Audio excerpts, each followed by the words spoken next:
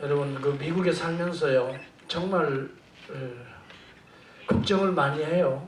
그 총기 사고가 계속 뭐 일주일에도 서너 번씩 좀 일어나는 것 같아서 한국에서 전화 오면 괜찮냐고 그래서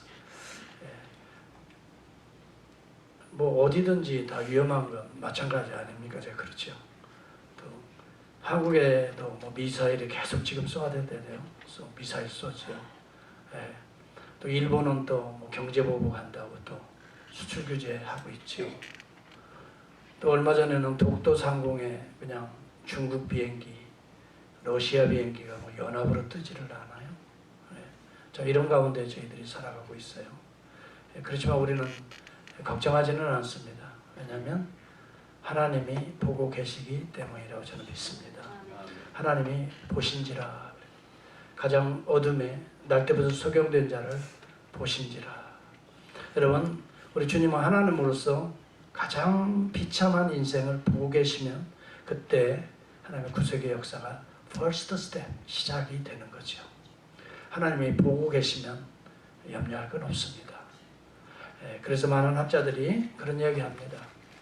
예수님의 시선은 하나님의 시선이고 인류 문명의 역사에 하나님의 시선이 중단되지 않기 때문에 우리는 오늘까지 여기까지 살아가고 있다. 오늘 본문에 보면 예수께서 길 가실 때 날 때부터 소경된 사람을 보신지라. 저는 이 지난 시간에 우리 보신지라 이 말씀을 가지고 하나님의 시선에 대해서 생각을 해봤죠. 하나님의 시선. 하나님의 시선은 긍휼과 자비의 시선이죠. 현재 어둠을 빛으로 인도하는 빛의 시선이죠. 그리고 하나님의 시선은 절망에서 소망으로 옮기시는 시선이죠. 이것들을 우리가 여기 본문을 통해서 또 이 스토리를 통해서 우리가 배우게 되지 않습니까? 하나님이 보시면, 하나님이 지켜보시면 문제는 어둠이 변합니다. 빛으로 바뀌고요. 절망이 소망으로 바뀌고요. 바로 이 날 때부터 소경된 자의 인생을 우리는 알잖아요. 스토리를 알잖아요. 근데 많은 사람들이 이 하나님의 시선에 눈을 마주치지 못하기 때문에 여전히 암흑 가운데 살아가는 거예요. 절망 가운데 살아가는 거예요. 눈만 마주쳐서 그 다음에 주님이 들려주시는 말씀에 실로암 복가에 가서 씻으라 하시면 그 말씀에 듣기만 한다 하면은 인생은 달라질 수 있어요. 여러분, 오늘 하나님의 시선을 우리가 분석해 본다면 제자들의 시선과는 전혀 다른 시선이에요. 제자들은 그 소경을 보면서 무슨 이야기를 하지요? 이 불행과 절망이 누구로부터 온 것입니까?를 생각합니다. 이것이 바로 유대인들에게 당시에 가득했던 습관적인 율법주의의 시선입니다. 불행이나 절망의 상황을 누구의 탓으로 돌리는 것입니다. 부모의 죄입니까? 아니면 그 사람의 죄입니까? 이것을 우리는 구약시대에 습관화되어 있는 율법적 시선이라 그래요. 그런데 오늘날에도요, 그런 시선을 가지고 복음적인 시대의 삶을 살아가는 사람이 있어요. 어떤 불행을 만나면 누구의 탓이냐를 먼저 생각하는 거예요. 이것은 여전히 율법 시대로 돌아가자는 거거든요. 우리 주님의 시선은 전혀 다릅니다. 오히려 그 사람의 죄도 그 부모의 죄도 아니다라고 말을 합니다. 아닙니다. 현재에 하나님이 하실 일이 있다라고 보는 것입니다. 자, 우리 주님의 시선은 복음적 시선인데, 우리 주님의 시선은 구속의 시선인데 하나님의 일을 보는 거예요. 그 절망 가운데서도. 이렇게 우리가 복음적으로 하나님의 시선, 주님의 시선을 갖고 있다면 우리는 어떤 문제가 부닥쳐도 그것이 당황하면서 우리에게 다가오지 않아요. 그 속에서 일어날 하나님의 역사에 대해서 은근히 기대감을 가지고 있는 거예요. 여러분, 이런 복음적 시선을 여러분 즐길 수 있는 성도가 될 수 있기를 축복합니다. 여러분, 어려운 일이 없을 수는 없어요. 우리의 삶에 수많은 일들 고비고비를 지나요. 그런데 가만히 여러분들의 인생을, 지나온 인생을 보십시오. 그때마다 하나님이 응시하셨잖아요. 그때마다 하나님이 지켜보고 계셨잖아요. 아멘. 네. 그때마다 보고만 계시는 하나님이 아니세요. 그 문제를 개입하셔서 풀어주시는 하나님이시잖아요. 그래서 우리가 여기까지 하나님의 은혜로 오게 된 거 아니겠어요? 이런 간증이 있잖아요. 있어요, 없어요? 네. 옆에 분을 보시고 한번 질문해 보세요. 간증이 있습니까? 한번 질문해 보세요. 그러한 간증이 있습니까? 네. 여러분, 이것이 뭐냐면 하나님의 시선과 우리의 시선이 맞닥뜨리는 장면, 이것을 간증이라고 하는 거예요. 하나님의 역사가 그때부터 시작되거든요. 하나님이 우리는 몰랐는데 지켜보고 계셨거든. 아무개를 쫙 지켜보고 계셨던 거예요. 네. 여기 제가 보니까 다 그런 분들이 앉아 계신 거예요. 네. 우리 김종환 집사님도 다 하나님이 지켜보셨거든. 네. 진짜로. 네. 그래서 그 시기마다 하나님이 개입하셨거든. 내가 보니까 참 행복한 모습으로 오늘 예배 드리시는 것 같은데, 아멘 맞습니까? 예, 끄덕끄덕하고 아멘 하잖아요. 예, 정말 그러거든요. 다 마찬가지. 하나님 지켜보시면요, 아무리 암흑 같은 칠흑 같은 밤이라 할지라도요, 낮임에 우리 주님이 지켜보고 계시면 그게 밤이 아닙니다. 낮입니다. 할렐루야. 예, 지금 낮이라고 주님은 선언하고 계시는 거예요. 이 낮이라고 하는 것은 이 태양과 밤의 그 시기를 말하는 게 아니라 주님이 계시는 한 낮인 거예요. 주님이 지켜보고 계시는 한, 주님이 우리 인생에 보고 계시는 한 우리 인생은 낮인 거예요. 밤이 오리니, 밤이 언젠가는 그 날이 옵니다. 그러나 주님이 함께 하시는 한 우리는 낮인 것입니다. 우리의 시선이요, 문제를 바라보는 시각이요, 복음적 시각으로 바뀌면요, 항상 우리 마음에 기쁨이 있고요, 감사가 있고요, 기대감이 있어요, 설레임이 있어요. 여러분, 이 복음적 시각이라고 하는 것은 현실의 문제를 떠나는 게 아니에요.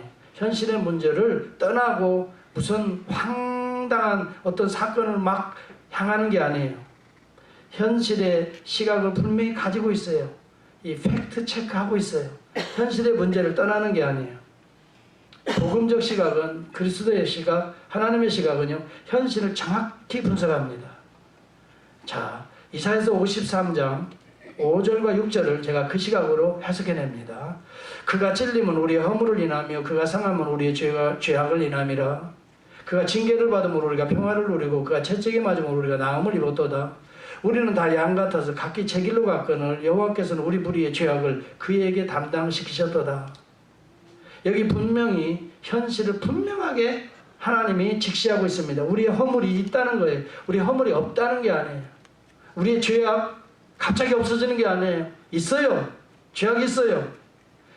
징계도 있어요. 채찍의 맞음도 있어요. 그런데 복음적 시각은 무엇입니까? 우리 무리의 죄악을 그 어떤 자가 감당한다는 거예요. 이게 복음적 시각이에요. 우리의 죄악의 문제 있어요. 우리의 어려움의 문제, 허물로 말미암아 지금 뭔가를 지금 보고 있는 거예요. 그런데 문제는 복음적 시각은 뭐예요? 그게 율법적 시각은 누구의 죄냐 이것을 따지는 거예요. 부모의 죄냐, 너의 죄냐, 내 죄냐 따지는 거예요. 그러나 복음적 시각은 허물이 없다는 게 아니야. 그것을 감당할 자가 있다는 거예요. 이게 복음적 시각이에요. 이게 구속적 시각인 거예요. 우리 모두가 여러분 어떤 환경에서 이것을 감당할 분이 계시다는 것을 믿음으로 받아들일 때 우리 시각이 달라지기 시작하는 거예요. 이것이 누구의 죄냐로 따지기 시작할 때 우리는 복잡해져요. 그리고 누군가 하나는 상처를 받아야 돼요. 누군가 하나는 죽어야 돼요. 그렇잖아요. 반드시 그 책임을 져야 돼요. 그런데 복음적 시각은 뭡니까? 그 책임을 누가 지느냐 이 문제예요. 그리스도가 지는 것이 복음적 시각이에요. 우리 주님이 지고 있는 거예요. 그래서 우리가 그가 찔림은, 우리 주님이 십자가에 찔림은 우리의 허물 때문이에요. 우리가 허물이 있기 때문이에요.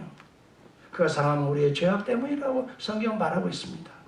그가 징계를 맞았어요. 근데 우리가 나음을 받게 되고 평화를 누리게 된다는 거예요. 사랑하는 성도 여러분, 복음적 시각을 가지고 있으면 누구를 원망하지 않습니다. 누구의 탓으로 돌리지 않습니다. 그리스도를 바라보게 되는 줄을 믿습니다. 그리스도의 은혜 앞에 가지고 갑니다. 우리 주님이 개입하십니다. 우리의 모든 죄악의 문제들을 씻어주십니다. 그리고 우리에게 평화와 나음을 주십니다. 여러분, 율법이 우리를 구원하지 않습니다. 예수 그리스도만이 우리를 구원하는 것입니다. 여러분, 율법은 우리를 죄로 묶어두는 역할을 합니다. 죄인이라는 걸 가르쳐줍니다. 그러나 복음은 죄로부터 풀어주는 역할을 합니다. 율법은 나사로를 무덤에 가둬두었습니다. 그러나 예수 그리스도는 무덤 문을 여셨습니다. 복음은 문을 엽니다. 그리고 그를 묶어두어 있는 그 끈을 풀어놓아 다니게 하라 이렇게 말합니다. 사랑하는 성도 여러분, 저와 여러분들은 복음의 시대에 살고 있음을 감사할 수 있기를 바랍니다. 그런데도 어떤 문제가 생기면 율법적 시각으로 다시 돌아가려고 하지 마십시오. 이것처럼 우리를 절망하게 하는 게 없어요. 이것처럼 우리를 상심하게 하는 게 없어요. 이것처럼 우리를 갈등하게 하는 게 없어요. 복음적 시각은 너무 우리를 자유케 합니다. 그렇지. 나와 너의 허물을 누가 감당해? 그리스도가 감당하셨지. 사랑으로 나갈 수밖에 없고 용서로 나갈 수밖에 없는, 이것이 그리스도가 바라보는 대속적 시선인 것입니다. 이것이 우리에게 무척 중요하다는 것을 저는 느꼈기 때문에 지난 1시간 설명을 했어요. 저는 이 본문을 가지고 다음 주에도 한 번 더 설교를 하고 싶어요. 저는 이 본문이 우리의 삶에 엄청 중요하기 때문에 어떤 시각을 갖고 우리의 현실을 바라보느냐에 따라서 시각은, 결과는 확연히 달라집니다. 제자들의 시선이라면 그 누군가의 죄를 들춰냈을 것입니다. 그러나 예수님의 시선은 그의 죄를 내가 감당하시겠다 하는 것입니다. 그래서 실로암 목가로 가라는 것입니다. 그래서 거기에 가서 씻으라 하는 것입니다. 여러분, 우리 주님의 시선이 구속적 시선이라는 걸 기억하시고요. 그 시각으로 자꾸 보려고 하는 습성을 가져야 돼요. 저도요, 한국에 있을 때는요, 우리 목사님들이 죄송한 이야기지만 내가 누구를 비판하려고 하는 게 아니에요. 항상 설교가 나에게 죄책감을 줬어요. 율법적 설교가, 윤리적 설교가 너무 많았기 때문에 내가 예배를 드려도 편안하지 않아. 예수를 믿는데도 왠지 그렇게 내가 뭔가 부족한 것만 느껴지는 거예요. 내가 좀 믿음으로 산다고 하면서도 주님 앞에 올 때마다 항상 죄책감에 묶여서 가는 거예요. 근데 미국에 오면서 신학을 공부하면서 내가 성경을 연구하면 느껴진 것이 복음의 자유라는 거예요. 이야, 십자가의 도가 이렇게 위대하구나. 여러분, 십자가의 도가 멸망받을 자들에게는 뭐예요? 미련한 것처럼 보입니다. 아니, 죽는다는 게 그게 손해지. 아유, 왜 죽기는 내가 살아야지. 내 자존심이 왜 죽긴 죽어? 내가 살아야지. 내 명예심이 왜 죽어? 왜 죽기는? 내가 살려내야지. 그래서 끊임없이 악착같이 여러분 죽으려고 안 합니다. 끝까지 자기 잘났다고 합니다. 안 죽어요. 죽을 수 없어요. 왜 내가 죽어요? 왜 내가 잘못했어요? 다 누가 잘못했어요? 그 부모가 잘못했어요. 아니면 그 사람이 잘못했어요. 이게 율법적 시각입니다.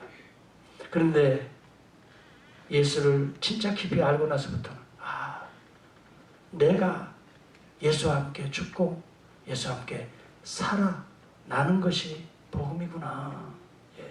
그것은 내 문제구나. 내가 이 시간 예수와 함께 죽는 거구나. 예수의 십자가를 알고 나서부터는 그것을 그리스도의 십자가로 끌어옵니다. 십자가 안에서 그 더러운 죄악을 씻습니다. 그리고 예수와 함께 다시 새로운 모습으로 거듭납니다. 이것이 복음인 것입니다. 사랑하는 성도 여러분, 오늘 저와 여러분들이 복음의 시대에 살면서 율법으로 돌아가지 말기를 바랍니다. 율법은 우리를 더럽고 추한 것들을 드러냅니다. 자꾸 끄집어냅니다. 그래서 그것 때문에 뭐가 어째, 그것 때문에 뭐가 자꾸 들춰냅니다. 그러나 복음은요, 그것 때문에 예수가 죽으신 거예요. 그것 때문에 예수가 죽으신 거예요. 그것 때문에 내가 죽는 거예요. 오늘 죽고 내가 예수와 함께 다시 살아나는 거예요. 새 모습으로 우리는 살아나는 거예요. 이것이 복음적 시각입니다. 자, 저는 이것을 많이 강조했어요. 또 우리가 그렇게 살았으면 좋겠어요. 절대 우리 형제들을 바라보면서 율법적 시각으로 바라보지 마세요. 형제의 허물과 죄, 내 허물과 죄는 누가 담당했어요? 2000년 전 예수 그리스도가 다 감당했어요. 이제 예수 안에서 우리는 자유를 누려야 돼요. 사랑을 나눠줘야 돼요. 은혜를 나눠줘야 될 사람들이 손가락질을 하고 또 저주를 한다면 이것은 율법 시대로 돌아가는 거예요. 우리에게는 절대 비판하지 말라고 그랬어요. 비판하는 것은 남에게 정죄하는 거나 똑같아요. 예수님이 그런 얘기를 했어요. 여러분, 반드시 그 비판으로 누가 비판을 받을 것이다 그랬어요. 내가 비판을 받을 것이다. 그렇습니다. 하나님으로부터는 내가 비판을 받는 것입니다. 하나님 앞에 의로운 자가 아무도 없습니다. 우리 모두는요, 서로 사랑과 긍휼로 용서할 그런 권한밖에 위임받은 것이 없어요.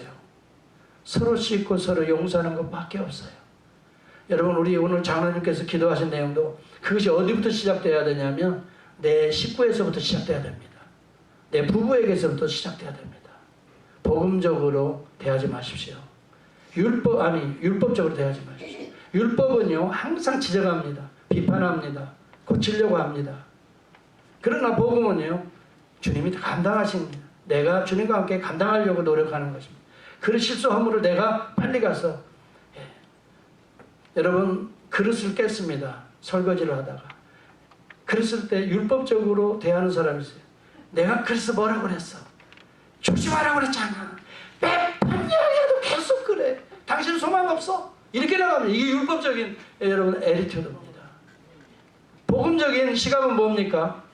빨리 가서 괜찮아? 어떻게 이 깨져가지고 그 유리 조각이 혹시 당신 손에 저리 가 내가 어떻게 뭐예요?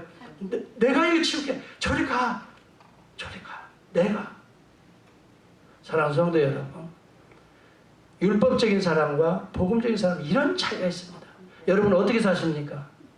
옆에 분 또 보셔야지요. 당신을 보니 복음적으로 조금 살아가는 것 같아. 반석교회 와서부터 조금 변한 것 같아. 좀 그런 얘기가 좀 나와야 될 줄 믿습니다. 우리 교회가요 그래야 되고요. 집에서부터 그래야 됩니다. 저는 무척 복음적으로 살려고 노력합니다. 우리 집사람한테 물어보세요. 한번 끝나고는 진짜 그러냐고 물어보세요. 저는 많이 죽습니다. 정말 요즘 같으면 많이 죽어요. 십자가에서 많이 죽어요. 그래도 잔소리가 착착 들어오지만 주여 옛날 같으면 그게 들어오는데 주여 하고 또 넘어가려고 애를 씁니다. 복음적으로 살려고. 그리고 또 성령님 도와주세요. 그 순간 기도하게 되고요. 자, 그런데 이제 오늘 설교는 그게 아니고 이거 지난주까지 설교 요약한 거고요. 오늘은요, 어떻게 구속이 일어나는가를 지금 우리 주님이 보여주고 있습니다. 이건 구속적 사건입니다. 단순히 병 고치는 사건 아니에요. 그래서 구속적 사건입니다. 왜요? 신뢰함이 있기 때문에 그래요. 신뢰함에 대한 이야기를 좀 더 하겠습니다. 자, 주님이 제일 먼저 거기에서 하나님의 일을 할 것이다 라고 말을 했어요. 아직 빛이 있는 동안에는 하나님의 일을 할 것이다 그렇게 말했어요. 지금 어둠입니다. 그 소경에게는 날 때부터 어둠입니다. 그런데 거기에 하나님의 일을 이야기하고 있어요. 주님이. 지금 보면 부정입니다. 이 거린이에요. 거린.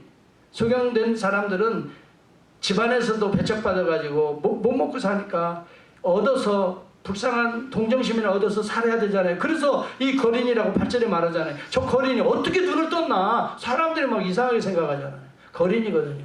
그분에게는 소망이 없어요. 남의 거 얻어서 먹는 소망밖에 없어요. 근데 어떻게 그 사람이 남을 도와주는 사람이 됩니까? 이게 구속이라 이 말이에요. 첫째요. 우리 주님이 하나님의 일이 일어날 것이다 하고 말하면서 하나님의 일을 첫 스텝을 어떻게 했냐면 한번 여러분 성경을 보시기 바랍니다. 3절 보겠습니다. 시작.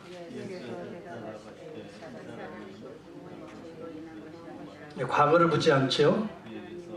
하나님의 일, 지금 현재와 미래를 이야기합니다. 여러분 복음적 시각은 과거의 그 문제를 따지는 게 아니에요. 이미 주님은 과거에 십자가의 보혈로 싹 우리를 씻어버린 분이에요. 다시 누구의 죄냐고 묻지 않아요. 예수 믿고 난 이후에는요 과거를 묻지 않아요. 아사셀 양을 보낸 것처럼 다시 돌아오지 않아요. 아사셀 염소는 낭떠지에 떨어 죽든지 아니면 짐승의 밥이 되었든지 다시 그 우리에 돌아오지 않아요. 우리의 죄를 다시 묻지 않는다 이 말이에요. 죄책을 다시 묻지 않는다 이 말이에요. 그러면서 하나님의 일을 그가 이제 하게 될 것이다 라고 말합니다. 그러면서 이제 하나님의 일을 시작합니다. 첫 번째 스텝입니다. 6절을 지켜보시기 바랍니다. 시작.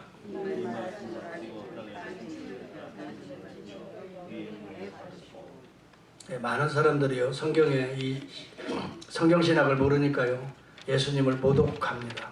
세상에 더러운 침을 뱉어가지고 그것도 진흙을 이겨가지고 세상에 그 사람 소경이 얼마나 불쌍해 못 본다고 그냥 얼굴에 쳐발라? 세상에. 그래서 난 예수 못 믿겠다 이거예요. 실제로 그런 분이 있어요. 버트란 러셀이라는 분이에요. 아주 유명한 철학자입니다. 이게 지금 주님의 구속사적인 관점을 모르고 그냥 겉보는 행동으로 판단하기 때문에 그래요. 여러분, 성경은요 그냥 겉으로 읽으면 전혀 이해 안 가는 부분들이 많이 있어요. 자, 왜 진흙을 발랐을까를 깊이 묵상하지 못하는, 진흙이 무엇인가를 모르기 때문에 그래요. 여러분, 진흙은 무엇입니까?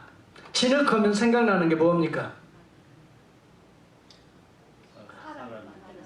그래서 창조입니다. 지금 우리 주님은 새 창조를 하시려고 하는 겁니다. 지금 그 인생, 날 때부터 인생을 다시 새 창조를 하시려고 하는 것입니다. 그래서 모든 인생은 너 절망하지 마라, 너는 진흙에서 나왔다는 것을 가르쳐주는 것입니다. 그래서 진흙을 얘기해서 그 눈에 바르는 것입니다. 여러분, 자, 내가 질문 하나 던질게요.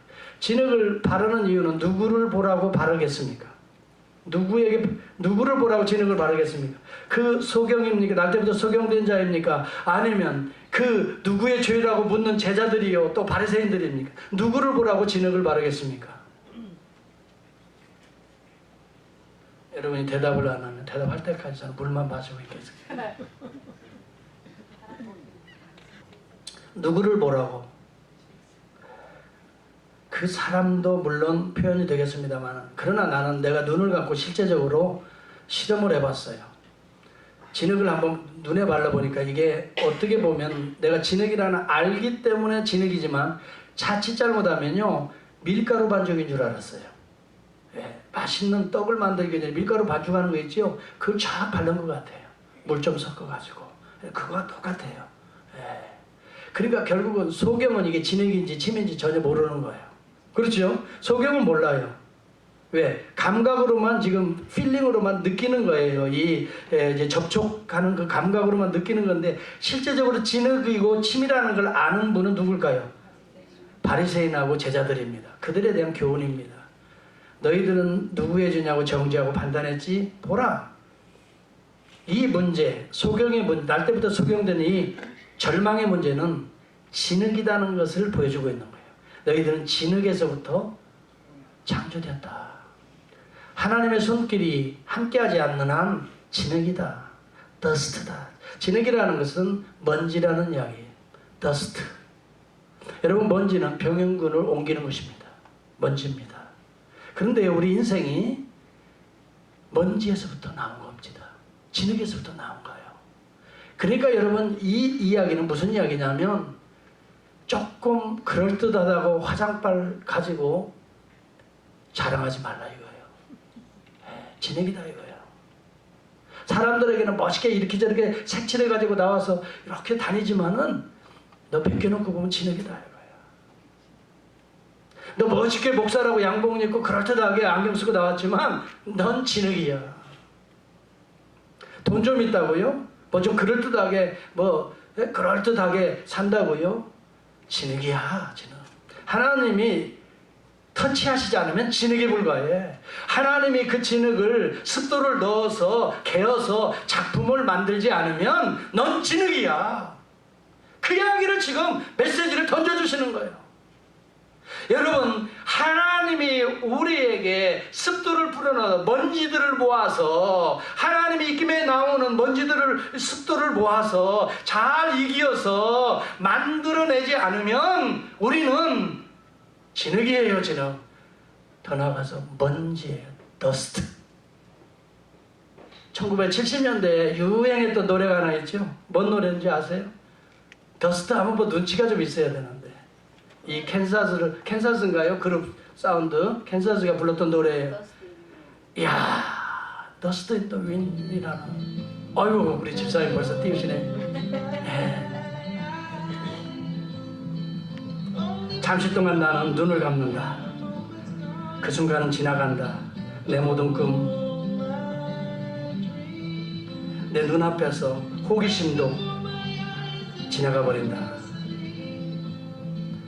Dust in the wind. 바람에 날리는 먼지에 불과하다. 여러분, 우리 모두는 바람에 휘날리는 먼지에 불과한 존재라. 똑같은 옛 노래를 우리는 되뇌고 있는 것뿐이다. 끝없는 바다 곧 물 한 방울이 떨어지는 것처럼 떨어지는 순간 산산조각이 나버리고만 부서진다. 그런데 인간들은 자신이 먼지인 것을, 한 방울의 물방울인 것을 refuse to see, 거절한다는 거예요. 뭔가 대단한 존재로 자꾸 자기를 뒤집어 씌운다는 거예요. 우리는 먼지라는 것을 알아야 된다. 저는요, 더스트 앤 듀빈 이거 옛날에요, 이 튀김집 가서 많이 들었거든요. 학교 끝나면요, 전주국장 앞에 튀김집 있어요. 거기는 수많은 학생들, 특히 여학생들도 많이 오니까 거기 자주 갔거든요. 그러면 이 더스트 앤 듀빈, 그 다음에 브리지 오버 더 트러블드 워터, 그 누가 부르죠? 사이먼 앤 가펑클. 예, 얼마나 그 감성적으로 들었는지 몰라요. 저는 그래서요, 내 뉴욕에 맨하탄 가면요, 우리 딸네 집이 그 앞에 그게 있어요. 그래서 브루클린 브릿지, 거기에 사이먼 앤 가펑클이 이 걸어다니면서 그 노래를 지었다고 그래요. 그래서 저도 그 생각하면서 이렇게 브루클린까지 맨하탄에서 걸어서 왔다 갔다 해봤어요. 뭐 한 30-40분이면 1시간이면 충분히 왔다 가는 거리예요. 그런데 밑에 출렁이는 물 위에 다리가 돼요. 여러분, 인생의 출렁이는 인생 속에 다리가 되신 유일한 분이 누구예요? 우리 주 예수 그리스도예요. 저는요, 그 옛날에는 그런 노래를 부르면서 그렇게 모르고, 내용을 깊이 모르고 불렀는데, 지금 이렇게 와서 보니까, 야, 근데 철학이 있어요. 아주 메시지가 있더라고요. 야, 네. 그래서 그런 사람들을 우리는 아티스트라고 그래요. 예술가라는 거예요. 네, 상상력이 풍부했죠. 그런데 우리도요, 그리스도 안에 아티스트가 된 줄을 믿습니다. 그래서 하나님의 은혜에 대해서 오늘도 이 진흙을 보면서 우리가 진흙이라는 존재를 상상하는 거예요. 너는 아무것도 아니라는 거예요. 하나님이 비로소 진흙을 입게어서 만들어 주어서 우리가 몸이 나오는 거고, 그 코에 생기를 불어넣어서 우리가 생명이 되는 거예요. 아멘. 아멘. 예, 우리는 진흙이에요. 대단하게 뽐낼 거 없어요. 진흙에 불과한 진흙들이 무슨 도토리 키재기 하는 거죠. 예, 대단한 거 아니에요. 저는 이 사실을 알거나, 내가 진흙이라는 사실을 알고 나서, 주님이 만져주시지 않으면, 제대로 창조주가 나를 빚어주시지 않으면, 내가 뭘 만들려고 그렇게 하다 보면 이게 아주 불편한 작품들이 나올 것 같아요. 할렐루야. 하나님이 여러분을 만져주실 때 여러분은 그야말로 보석과 같은 아름다운 창작물이 나타날 줄로 믿습니다. 아멘. 바로 이것을 우리에게 깨닫게 해주는 거예요. 예. 우리 오늘 왕일슬 집사님이 피아노에 앉아서 연주하는데요, 나 깜짝 놀랐어요. 아유, 저분이 저렇게 연주를 잘하시는데 예전엔 믿지 몰랐어요. 예. 그랬더니요, 오늘 일부 예배에서요, 우리 권영수 집사님이 뭐라고 하는지, 저 피아노가 제대로 주인을 만났대. 피아노가 주인을 제대로 만났대. 그 이야기를 듣고 내가 한마디 더 했지요. 우리 인생도 주인을 제대로 만나야 이 속에 악기가 아름다운 노래를 아멘. 발할 수가 있다. 아멘. 괜히 어설픈 사람들이, 어설픈 내가 이걸 나를 연주하려고 하니까 이상한 소리 나고 삐걱삐걱하고 헛소리가 나오지, 제대로 주인을 만나면 우리 인생도 아름다운 노래하는 인생이 될 수 있다. 할렐루야. 아멘. 여러분은 아름다운 악기들입니다. 하나님이 빚어주실 때 아름다운 악기요, 하나님이 여러분의 그 건반에 오르셔서 피아노를 연주하실 때에 여러분의 인생들은 아름다운 소리를 낼 줄을 믿습니다. 암흑이 변하여 빛의 광명한 빛으로 나아가게 되는 인생이 바뀌어지는 것입니다. 우리는 진흙이라는 거 기억하십시오. 그리고 하나 더 있습니다. 진흙이 거기에서 끝나는 게 아닙니다. 주님이 구속의 역사를 시작할 때는 진흙에서 어디로 가라 명령하십니까? 실로암입니다. 실로암이라고 하는 말은 어디에서 유래된 말일까요? 자, 이것을 우리가 알면 이제 10분 안에 우리의 인생이 달라질 수가 있습니다. 실로암은 어디에서 나오는 용어입니까? 여러분, 창세기 49장 10절을 한번 빨리 찾아보시기 바랍니다. 여러분의 성경을 이렇게 참 알아갈 때 저는요, 얼마나 가슴이 뛰는지 모르겠어요.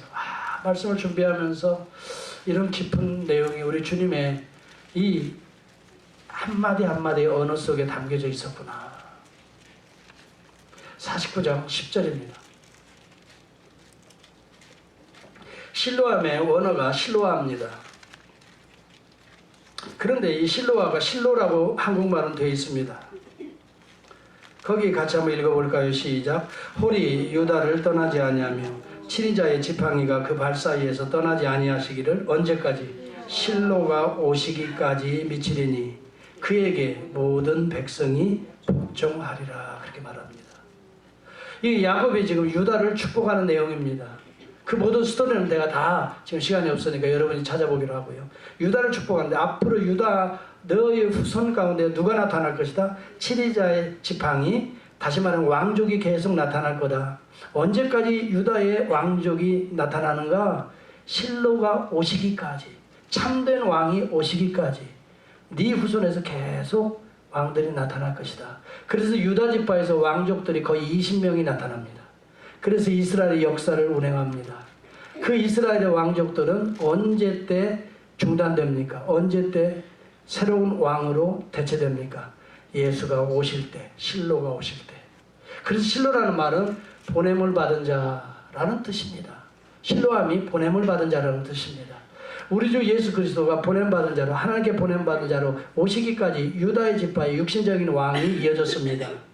그런데 예수 그리스도가 만왕의 왕으로 오시고 난 이후에는 이제 참된 예수 그리스도를 통해서 온 그의 나라, 하나님의 나라를 통치하시기를 하나님께서 약속하시고 예언하시고 예언이 그대로 예수 안에서 성취되었기 때문에 실로암으로 가라는 것입니다.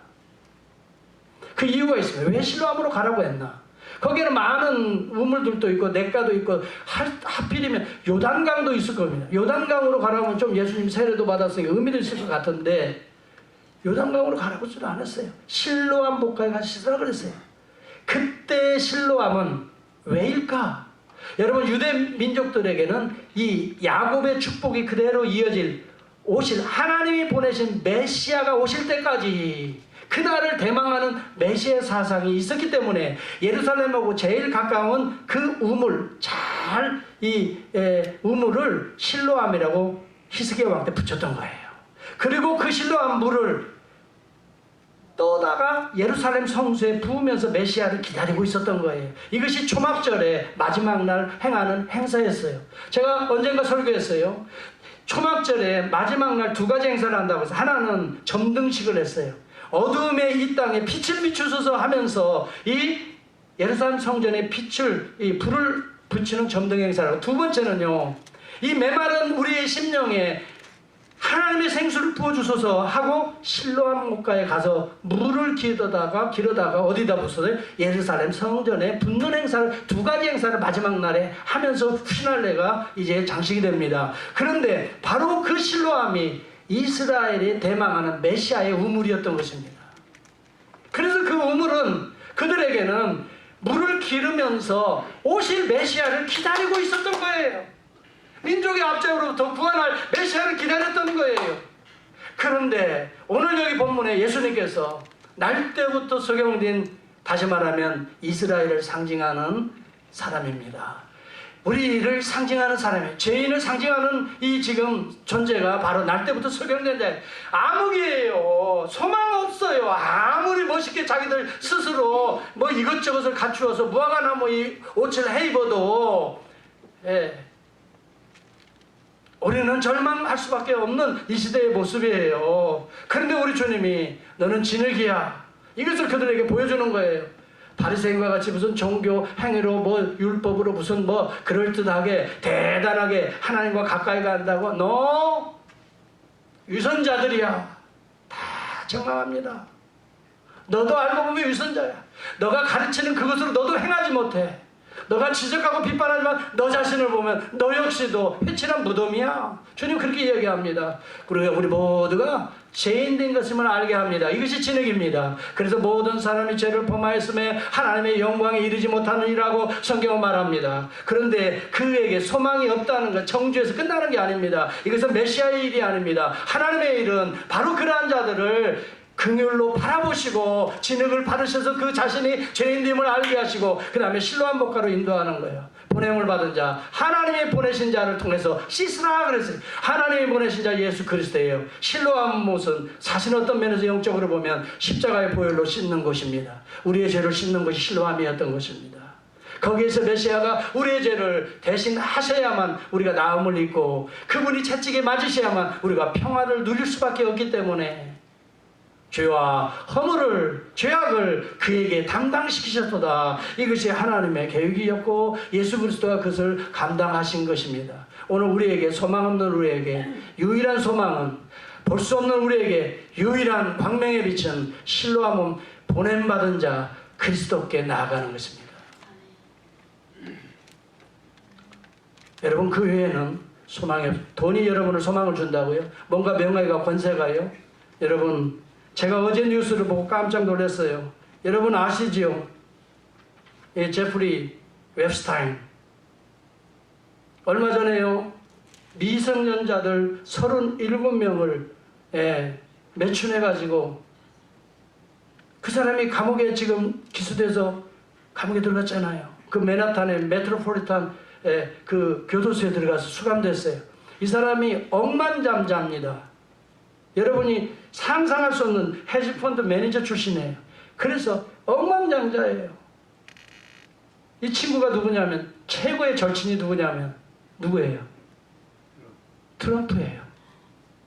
그리고 같이 이 플로리다 별장에 가서도 이런 짓거리를 한 거예요. 이런 것들이 이제 막 드러나기 시작했어요.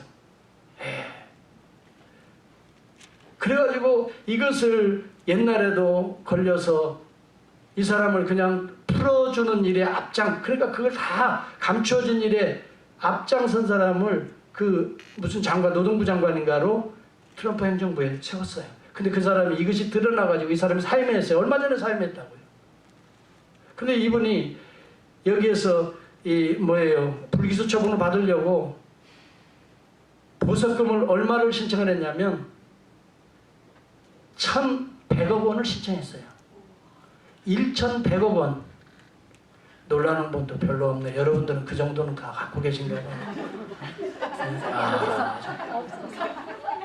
그 정도는 우리 교회 다 있는 분이에요. 정말 우리 교회 부자야, 부자. 1,100억 원, 1,100억 원의 보석금을 신청했는데 이것이 기각됐어요. 왜냐하면 이분의 범죄양은 종신형에 처할 수밖에 없는 47년형으로 지금 언도를 내리려고 하고 있어요. 47년. 지금 이 사람 나이가 66세예요. 그럼 110세까지 감옥에 있어야 돼요. 그래서 지금 보석금 1,100억 원. 1억 불이에요. 1억 불. 1억 달러. 1억 달러. 지금 우리는 조금만 이거 정말 몇십만 불만 있으면 우리 교회 다 페이먼 해버리겠어. 몇십만 불만 있으면 이게 정말 페이먼 때문에. 그런데 1억 달러, 1억 불. 정말 부자들이야 우리 교회. 하여튼 간에. 근데 이게 기각이 되니까 이 사람이 이제 재판을 받으면서부터 뭐가 되냐면 계속 그 부정한 것들이 어떻게 되냐면 이제 드러날 수밖에 없는데 트럼프까지도 위험해요. 그건 이제 제 생각이에요. 왜? 그때 그런 일에 가담하지 않았을까? 그 사람 행실로 봐가지고는 충분히. 그러면서 그가 했던 이야기들이 녹취록들이 있어요. 트럼프가 했던 이야기들이. 지금 다 드러나고 있잖아요. 젊은 애들만 좋아한다고. 이 친구를 이야기. 그러면서 자기들끼리 대화했던 그런 것들이 이제 이게 막 1100페이지의 분량으로 이게 지금 드러났는데 이 사람이 목숨을 끊었어요. 그래서 이것도 스스로의 자살이냐 아니면 자살로 위장한 타살이냐를 지금 또 그것도 조사한다고 그래요. FBI에서. 이럴 정도로. 지금 정계가 뒤집어지고 경제계가, 정치계가 완전히 뒤집어지게 생겼어요. 이 사람 때문에. 여러분, 돈이 행복을 주는 게 아니에요. 돈을 사랑하면 일만하게 뿌리가 된다고 그랬고 이것이 너를 찌른다고 그랬어요. 그런데도 우리가 돈하고 돈만 가지면 행복할 줄 안다면 착각이에요. 착각도 큰 착각이에요. 여러분, 있으나 없으나요, 우리 주님 모셔야 행복할 줄을 믿습니다. 할렐루야. 정말 여러분, 주님 안에서 사니까 나는 사실 얼마나 행복한지 몰라요. 주님 말씀 안에서 살고 매일매일 주의 은혜 아래 살려고 하면요, 우리 주님이 필요한 거 다 갖고 계신데, 주님만 모시면 다 갖고 있는 건데 뭘 주님은 도와두고 무슨 돈 가지고 무슨 좀 뭘로 나의 권세로 무슨 나의 무슨 무어로 이것으로 여러분의 행복을 보장할 것이 하나도 없습니다. 그래서 우리 주님은 네 인생의 가장 불행을, 절망을, 어두움을 실로암 목가에 가서 씻어야만이 광명의 빛으로 네가 나갈 수 있다는 것을, 사실은 그 영혼뿐만이 아니라 그 영혼을 둘러싼 모든 자들에게 복음을, 구속을 선포하고 있는 행위가 바로 본문의 내용이라는 걸 우리가 생각한다면, 저와 여러분의 소망은 오직 실로암 대신, 천천히 흐르는 실로암 물 대신 예수 그리스도가 되는 줄을 믿습니다. 아멘. 기도하겠습니다. 여러분.